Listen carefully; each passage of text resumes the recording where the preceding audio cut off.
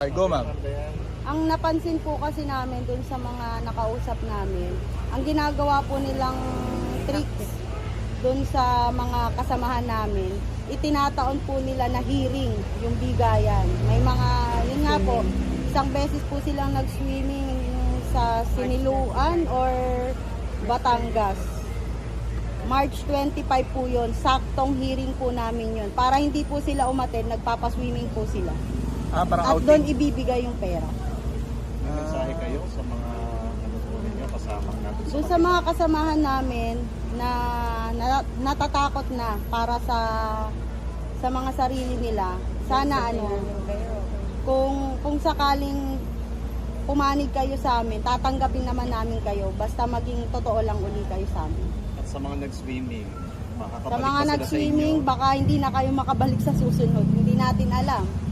Dinala nga kayo sa niloko nga kayo eh. Nagsinungaling nga sila sa inyo na doon pala ang punta nyo sa isang farm ni Atong Ang. Pero ang sabi sa inyo saan? Sa isang Siniluan Falls ba yun? Pero dinala sila sa sa farm ni Atong Ang mismo. Nandun din si Attorney Caroline. Andun po, pagdating daw po nila nandun. Inaantay sila. Paano niyo po Kahit nalaman? si Attorney Villarreal, andun din po pumunta pagkatapos ng hearing ng Santa Cruz. Anong ginawa nila doon, ma'am? Nag-uusap po sila eh. Paano niyo ito nalalaman? Oh yes, paano niyo nalaman to? May mga natatakot na kasi. Basta po hindi ko na po i-detalye kung sino. May nagtitimbre sa inyo? Yes, po. Nag-aaling dun sa sali sa kanila? Opo. Natatakot sila saan? Na makasuhan din po. Tsaka hindi na po sila hindi na po sila happy dun sa mga sabing tulong. Pero ang ginagawa po kasi, pinagsisinungaling na po sila eh. Yung sasabihin na isang beses lang nakakuha ng 20,000, sasabihin na walang kapalit, tapos pati yung pagdidiin kay Dondon. Siyempre mahirap naman pong magsalita ng hindi totoo.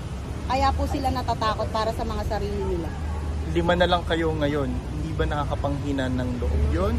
Mula sa ilan ng original numbers niyo po, ma'am? Actually, 30 plus po kami noong una. Actually, hindi na po kami napanghihinaan ng loob eh. Bagus lalo pa po kaming lumalakas kasi sila po yung talagang lumalapit or gumagawa ng paraan para po mapawalang bisa tong kasong to eh. Okay. Alright. Thank you so